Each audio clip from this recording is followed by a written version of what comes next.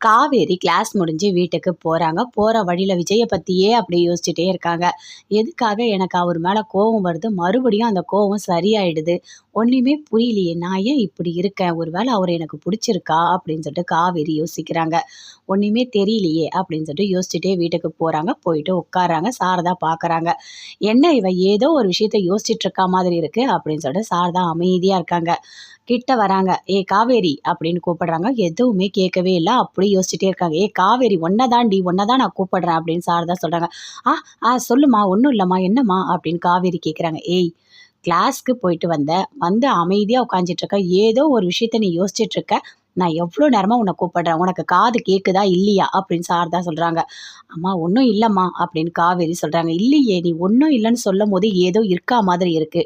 சொல்லு என்ன பிரச்சனை? எதுவா இருந்தாலும் நீ அம்மா கிட்ட சொல்லு" அப்படின்னு சொல்றாங்க. "அம்மா நான் தான் சொல்றேன்ல, ஒண்ணும் இல்லம்மா" அப்படின்னு சொல்றாங்க.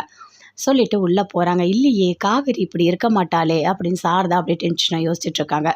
காவேரி ரூம்குள்ள போறாங்க. போயிட்டு விஜய நெனச்சிட்டு இருக்காங்க. எனக்கு விஜய், அம்மு 2 பேரும் ரொம்ப புடிச்சிருக்கு. அத ஏன் நான் ஒத்துக்க மாட்றேன்? நான் ஏன் இப்படி இருக்கேன்?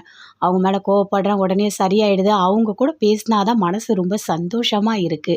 அப்போ எனக்கு விஜய புடிச்சிருக்கு. நான் தான் அத வெளிய காட்டாம இருக்கேன் அப்படின்னு சொல்லிட்டு காவேரி தானாவே மனசுக்குள்ள நெனச்சு அப்படியே சிரிச்சுட்டு இருக்காங்க. இத எல்லாமே சாரதா அப்படியே ஓரமா நின்னு ரூம்குள்ள பார்க்கறாங்க.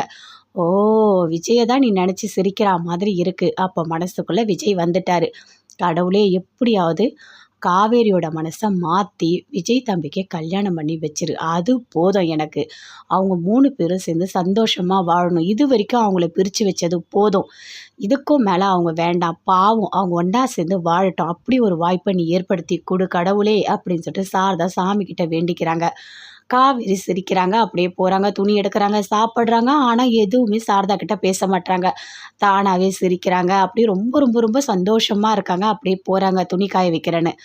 பார்த்தா துணியெல்லாம் காய வைக்கல. அப்படியே ஓரமா தள்ளிட்டு இருக்காங்க. மறுபடியும் சாரதா அப்படியே பின்னாடியே வந்து பார்க்குறாங்க. என்ன இவ இப்படி பண்ணிட்டு இருக்கா? துணி காய வைக்கிறேன்னு போறா, எதுவுமே பண்ண மாட்றா. அப்ப இவ மைண்ட் ஃபுல்லா இங்க இல்லையா? அதான் விஜய் தம்பிய பத்தி இவ யோசிக்க ஆரம்பிச்சுட்டா. சரி, சரி நல்லது தான். நாமளே போய் துணிய அப்புறமா காய வச்சுக்கலாம் அப்படின்னு சாரதா அங்கருந்து அப்படியே வராங்க.